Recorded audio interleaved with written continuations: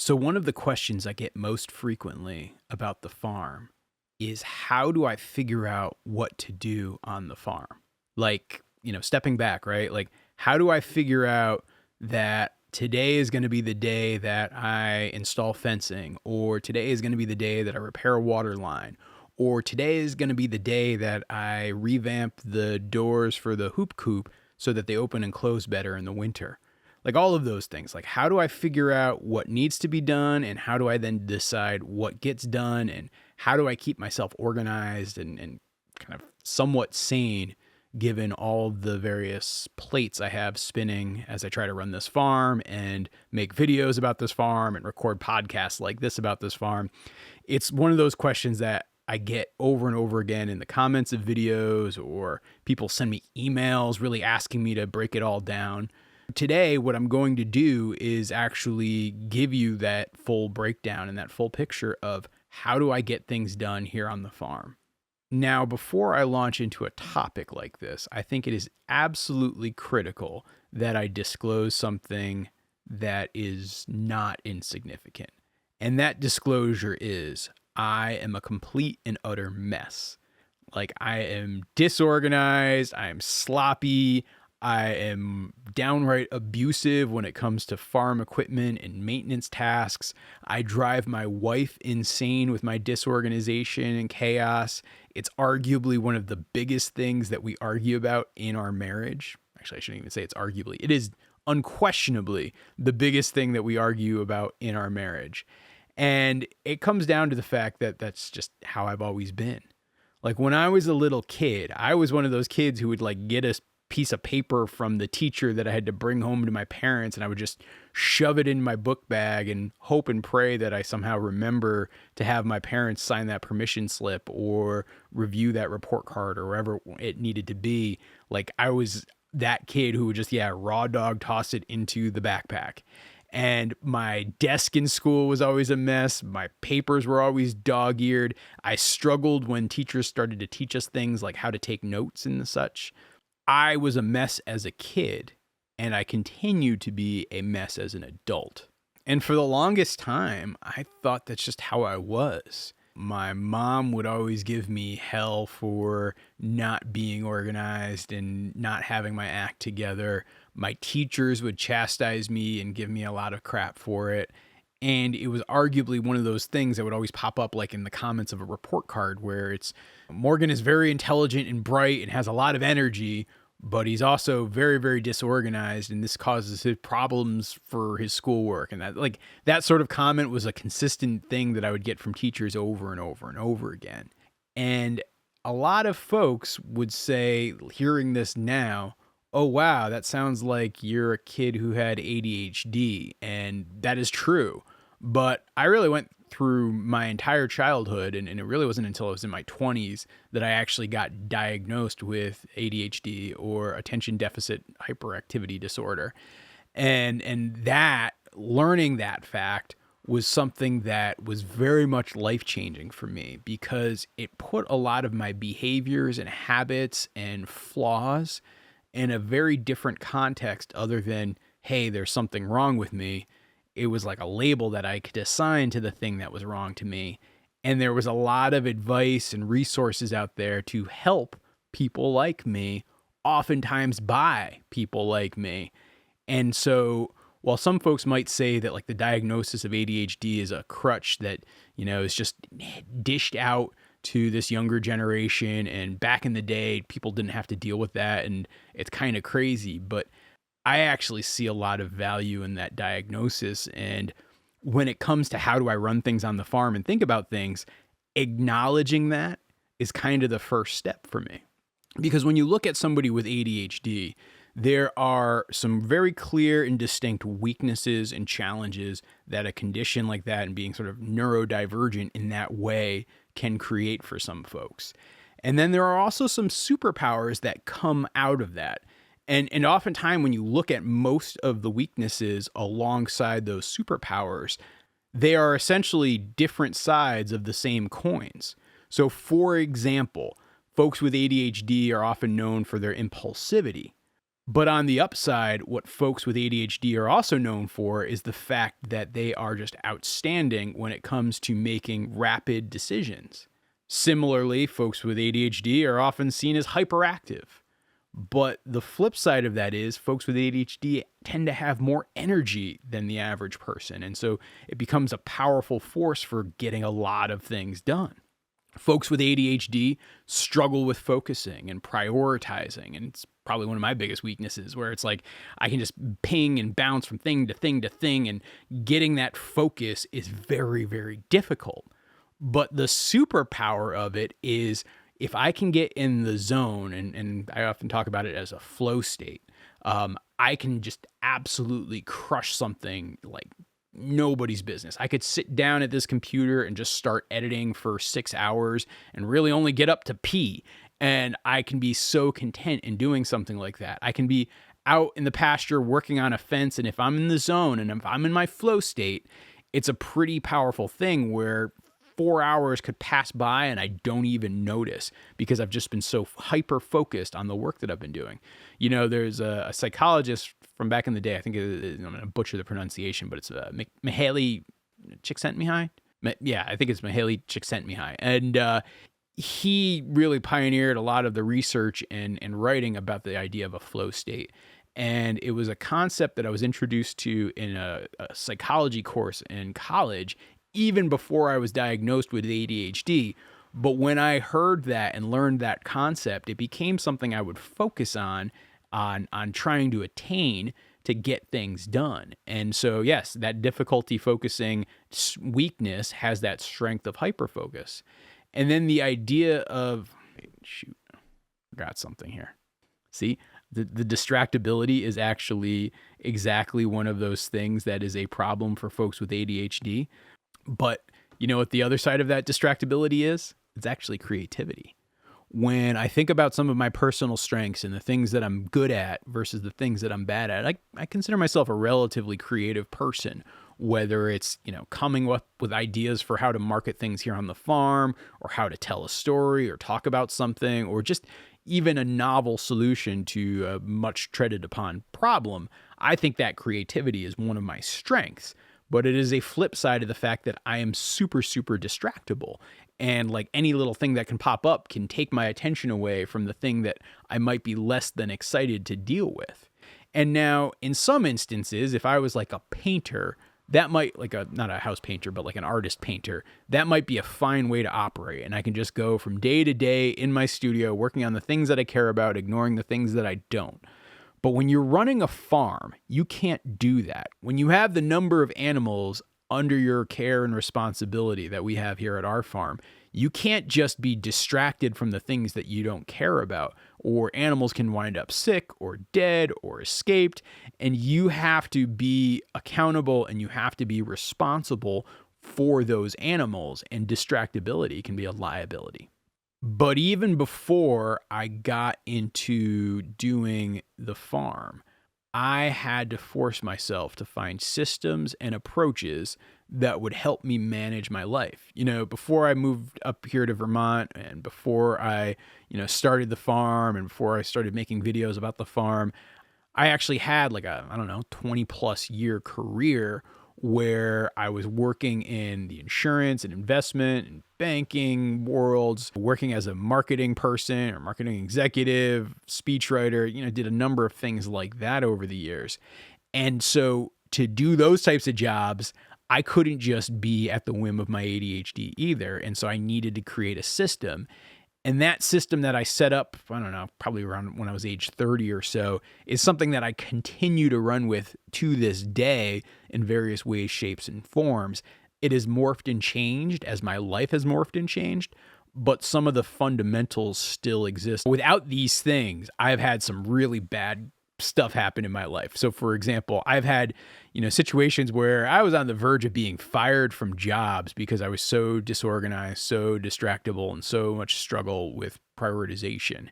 And that was like an example. Or, oh my gosh, you should have seen my credit score in my 20s because I just couldn't bear to open the mail and deal with mail that came into my mailbox. I would just ignore bills. Not that I didn't even have the money to pay the bills. I was just I don't know, just not prioritizing something like that. And then the amount of things that I lost when it came to, like, I don't know, doing my taxes and receipts and forms and, I don't know, 1099s and all that business, it created some real problems for me as well.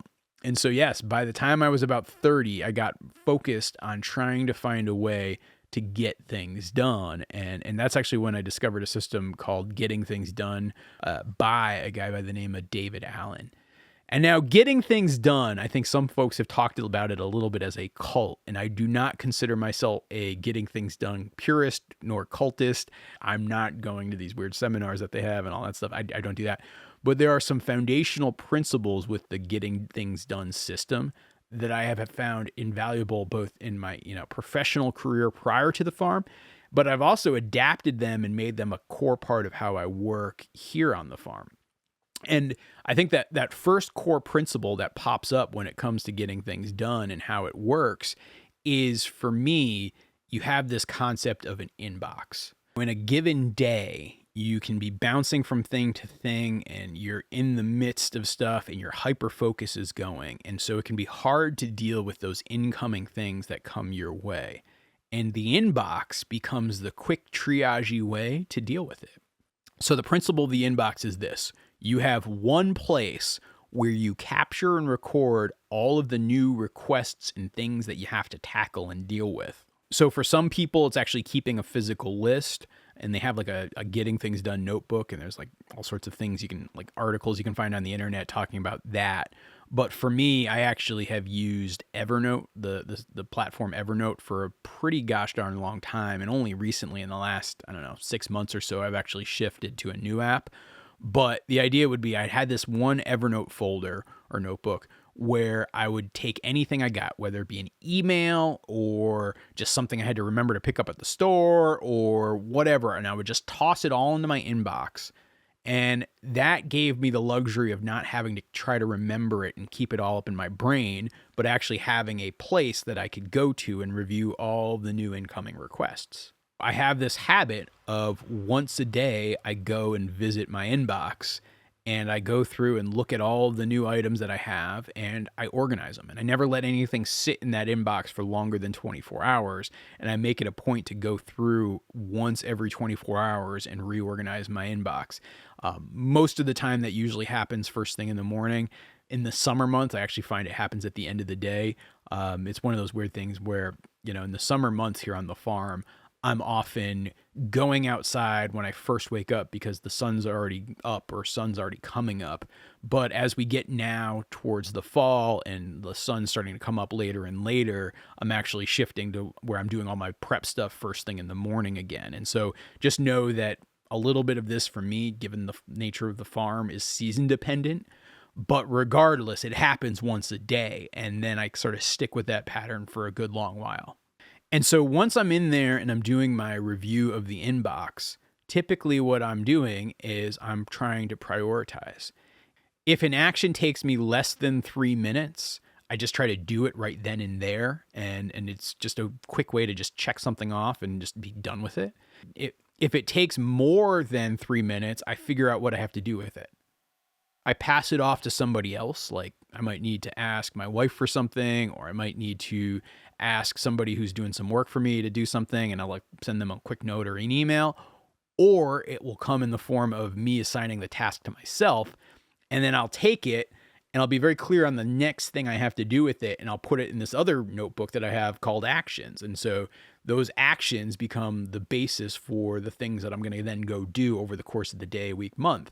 And I'll usually assign like a time when it needs to be done by. And so sometimes that's arbitrary. Sometimes that's driven by, a deadline of some sort. And then sometimes it's one of those things when I just try to take a best guess and I'll just revisit it later if I need to adjust, because nothing's ever truly written in stone.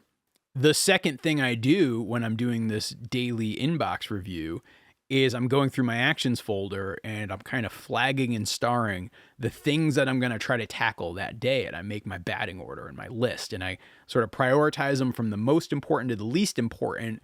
And I get ready to kind of go out there and do that. The other thing I'm often doing is I'm like tagging and associating it with like, kind of a time and place or context. So for example, if it's work that I need to be in front of the computer for, I have a computer tag.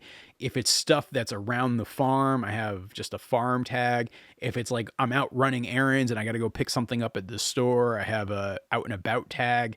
And it's like that sort of thing, so that when I have time to fill, or when I'm in the middle of doing something in one of those places, I can check my actions list and say, oh, I got to remember to send that email, or I have to go pick up a new mineral block for the cattle, or, whatever it might be. And so I'm typically doing that. That structure becomes the core of it. And then the other thing I have are projects and little folders for each project that I have, where, a project to me, and project for most people who are following like the Getting Things Done system, is like something that requires like more than one action to be done. So for example, buying a mineral block at the store so that I can give it to my cattle, while you could technically break it into micro steps, the big battle is just making sure I remember that the next time I'm at the feed store, I'm buying the mineral block. And so it doesn't have a lot of steps to it. So it's a quick action. But for example, I just installed a brand new fence cutting across my pasture, the upper pasture, that had like 8 different steps to it, between, measuring things out, making sure I had the materials, putting in the corners, putting in the bracing, putting in the posts, running the high tensile wire. Like each of those steps was a step in the project for, putting a new fence in the upper pasture. And so, like, for example, last week, that's where I spent a lot of my time working on that project. And so I was kind of each day going through one of those major steps. I don't want to make this whole podcast a Getting Things Done podcast, but yes, Getting Things Done has been an organizing system for me to at least keep track of all the moving pieces. Like I said, I do a daily review, and then I also do like a weekly review where I'm really cleaning things up and organizing folders and looking a little bit more big picture, versus the daily review, which is just purely triage and like managing things through the day. But what I found is it lets me focus on the things that need to be done, and it avoids me having to deal with things slipping through the cracks. And it works really, really well with my ADHD personally, because it's an opportunity for me to look at where things are at. It lets me make rapid decisions. It lets me match my activities for that day with my energy and where I'm at. And it forces me to be focused on the things that require focusing and avoid some of that distractibility. And so in that way, it's I think works really well. I think one of the drawbacks is I can sometimes be a little bit too day to day, and sometimes I can just ignore a bigger project for weeks and weeks because I keep sort of just pushing it off just a little bit further to focus on other things that have popped up. And so I think it hurts me on those bigger, longer term projects. But at the same time, I think it has been actually invaluable for how I've managed the farm and gotten things together. And so that's one component of it. But the other component of it is, and this is one that I don't just do with myself, but my wife Allison plays a really key role in this, is I have a big picture planning process. So each year on the farm, I kind of make a list of projects that I try to want to do, like things that I want to try to tackle on the farm.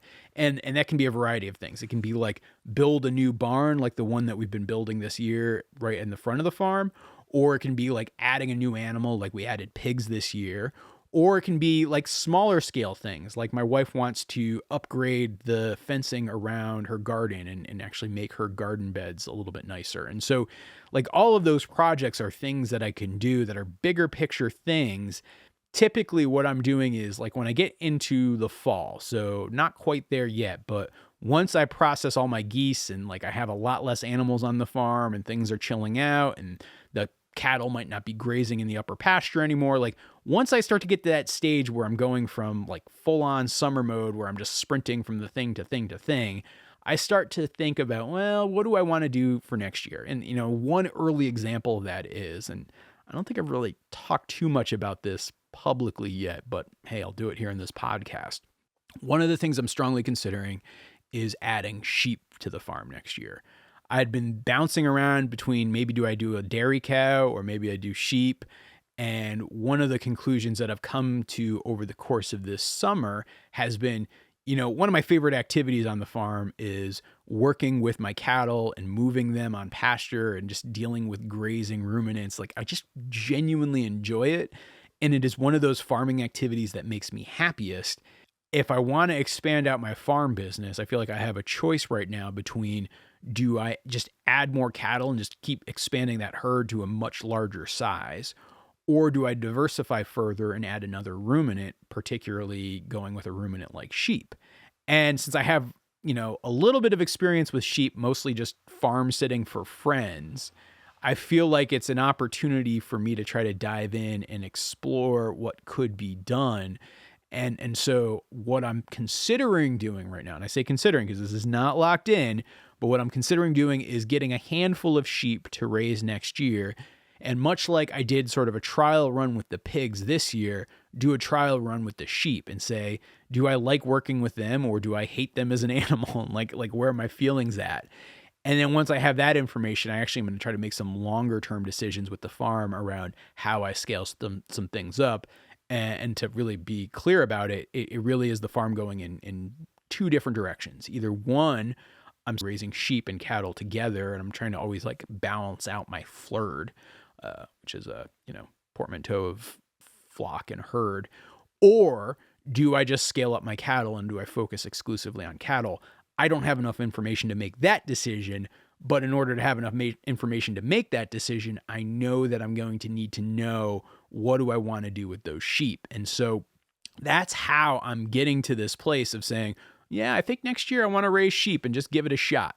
So that's an example of a bigger picture project that's going to go on the list. And typically what'll happen is in, say, January or February, my wife Allison and I will sit down and we'll look at the list and we'll, over the span of a couple of weeks, talk about it and have a number of conversations about it and really come to an alignment on the big picture plan for the farm and where things are heading. Because while I am the one who's doing most of the farm work here, we both have to live on this farm and the farm life is about both of us. And so it's something I feel like we have to be making as a joint decision around where's the direction of the farm. And so, typically in those early next year months, we're making those decisions so that by the end of February, we have a pretty solid plan and list of, hey, here are all the things we want to try to get done this year. By doing it that way, it gives us this opportunity to get aligned on the big picture prioritization. And once I have that big picture plan, I now have a picture where I can start to look at a calendar and flesh things out kind of month to month and week to week on here are the things that I'm going to tackle. And so, for example, what that then looks like is I might be saying, oh, in May, like this is actually right from what I did for 2023. I knew that in May, I needed to complete all of the upper pasture fencing. So actually April and May, I should say, complete all of the upper pasture fencing and make sure that it was fully ready to go so that I could move my cattle up to the upper pasture, and that would be where I graze them this year. I also knew that either in April or May, I wanted to add pigs, and so that meant in early April, I had to complete a training yard for where I could raise my pigs. Just a matter of like having that list was really important. Like even now, I knew I wanted to put this cross fence into the pasture, and so I decided to do it for August, and it's actually something that hit. One of my plans was to develop a spring that we have out in our swamp. I actually ended up having to take that off of the monthly plan for July and push that back. And I'm going to try to tackle it in like late August and early September as a way to try to develop that spring so that I have an additional source of water for my cattle. But because of the rain and the weather that we've had this summer, that area is such a swamp that I couldn't even walk in there without going up to my upper thigh in mud. And so it's just completely impractical right now to try to develop that area as a spring for supplying me with fresh water. And so I pushed it off in July because of all the flooding, and I've even been pushing it off in early August. And it looks like I'll have a little bit of time in late August and September to try to tackle it. That's another example of like something where I need to be a little bit nimble and prioritize, but having that big picture plan and then having that month to month plan helps me then adjust my week to week plan. And I'm looking at my list for here's what I got to go. So for example, in 3 weeks time, I'm just looking at my schedule here. In 3 weeks time, I know that I have to actually be ready to load up for hay for the winter for my cattle. And so I have to have my area cleared out. I have to have my winter cattle yard reset. And so that's on my list for the next couple of weeks as well, given the fact that I have like a hay delivery date in September. So again, I think this is giving you that picture. And then what happens is when I look at that monthly and weekly plan, which is always kind of written in pencil, each day, whether it's, in the summertime, it's at night, in the wintertime, it's usually in the morning, I'm actually going through and saying, okay, here's the stuff I'm going to do today. And I make my list and I'm matching those new incoming priorities that just sort of pop up that have been in my inbox with my bigger picture long-term plans. And I try to make those things mesh. Now, for me, that's completely imperfect, and sometimes it works out great, and other times it is a miserable failure. But I don't know. It's how I'm keeping sane, and it's how I'm managing things. I sometimes wonder about what can I do differently and what could be the next evolution of all of this. And I'm actually starting to experiment with some of that. Like, for example, I mentioned earlier that I've been using Evernote for years as my system of organization. And I've actually started to separate it out because, I don't know, number one, I don't like Evernote as much as I used to. I feel like they haven't put as much into developing it and making it as useful as it could be. I find that I have so much stuff in Evernote that it sometimes becomes an opportunity for distraction. And so these days I'm using Evernote as like my storage and filing system. But there's an app called Things that I'm now using as like my quick prioritization and inbox system. And it seems like it's actually been working out pretty well. I know that there's other platforms, and I'm probably gonna get a bunch of emails and messages from folks about like, oh, you should be using Notion or ClickUp or all these other things, or you should just go back to a simple like paper calendar system. But for me, I actually find that the one device I always have on my hand is my phone. And so having something that works with my phone and is like can be rooted in my phone as quick triage as well as quick reference is really important, as well as having something that's not such a powerful project management platform that I get lost in all the details. For example, Notion is one I've looked at before and I've experimented with a little bit and trying to say, hey, let me see if this works. I've also done the same thing with ClickUp, but like I found that it was such a powerful project management tool that it was just like too much for me. And the reason I like this Things app that I've been using lately is because it's just so simple and stripped down. And it's just about setting like lists and deadlines, which when it comes to my prioritization of actions, as well as like stuff I'm waiting for, it's all I need. And sometimes the simplest solution is the best solution. And particularly for somebody who is as distractible as I am, that can be a challenge. Now, so far, I've talked a lot about how I manage things and get things done when it comes to the actual farm work. But I know another question people have is like, how do I decide what I'm going to post on social media and what I'm going to put out there and all that stuff? And honestly, my farm calendar and my social media content calendar are kind of fused together because typically what I have is the stuff I'm doing on the farm becomes the videos that I'm making and posting. And so, yes, like for example, on my YouTube videos, I have a plan where, every week or so I'm going through and updating my calendar and figuring out, all right, here's what the next couple of videos are going to be, or here's like a parking lot of a bunch of video ideas that I have. And that's typically how I'm going about it. When it comes to things like TikTok or Instagram or that sort of thing, it's a little bit more episodic, but that content calendar, particularly for YouTube, is really how I drive a lot of the work. The important thing about that too, though, is sometimes it just sort of follows my passion and my interest. So for example, I've been really excited about trying to get back into podcasting, which is here how I'm recording this episode for you this morning. And we happen to have the rain falling pretty hard here this morning on the farm. And so since I couldn't shoot the video I had planned because it would just be a mess trying to shoot the thing that I was going to do with the pigs outside, what I'm going to do instead is just record this episode. And so that's how you ended up with this. It really does try to balance that ability that I have with hyper focus with my passion, as well as my energy level. And it forces me to make some rapid decisions. So again, it's sort of playing within the construct of my ADHD and really trying to make that work for me versus work against me. which, zooming back for anyone who has been listening to me ramble for this past half hour about how I get things done on the farm, what I will say to you is this: if you're struggling to figure out how to get things done and struggling for a system, here are a couple of tips that I have.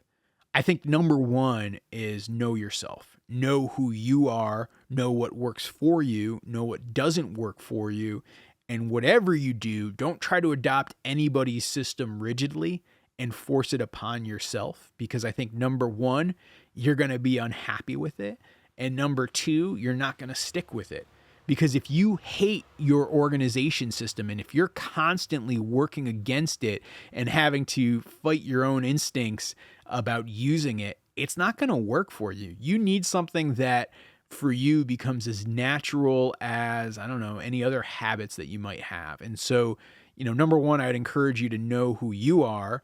And then number two, do some exploration and find systems that work for you and feel very natural and intuitive for you. If something is so rigid and so difficult for you to implement, I guarantee you're not going to use it for more than a month. Like it's an inevitable thing. It's just how humans work. And so find a way to work within your natural default approach.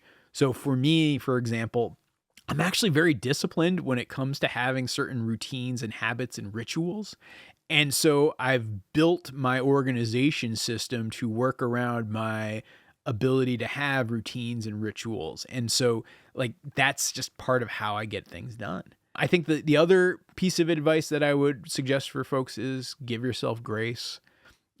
I screw my system up all the time. I fall out of practice and have to kind of push myself to get back into the mode. So I know that might sound like a little bit of a contradiction to the previous point I made, but the reality is nobody's perfect, and don't beat yourself up. Don't be cruel to yourself. Don't be mean if you are not doing as well as you could from an organization perspective. And that's something that I used to be horrible to myself about it. The amount of self-talk, negative self-talk I would give myself around oh, you're such an idiot. How could you lose that? How could you forget that? How could you do this? And it was like this internal voice from the meanest possible parent I could ever imagine.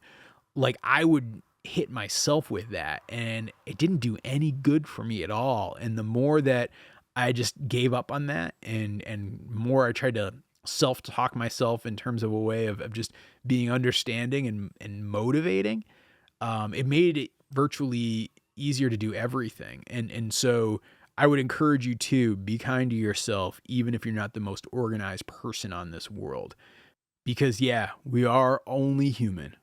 Well, I hope you guys have enjoyed this episode of me talking about how I get organized, if you will, and how I get things done here on the farm. If you have questions or comments, leave them down below, or, leave them in the reviews that you guys leave. Honestly, I'm getting the momentum back on this podcast. So anything you can do to share this, whether it's rating it, whether it's reviewing it, wherever you're listening to your podcast, whether it's asking questions, particularly if you're listening to it on Spotify, please, any of that support you can give is greatly appreciated, and will go towards making more episodes and motivation for me to keep making more episodes if you're liking this stuff.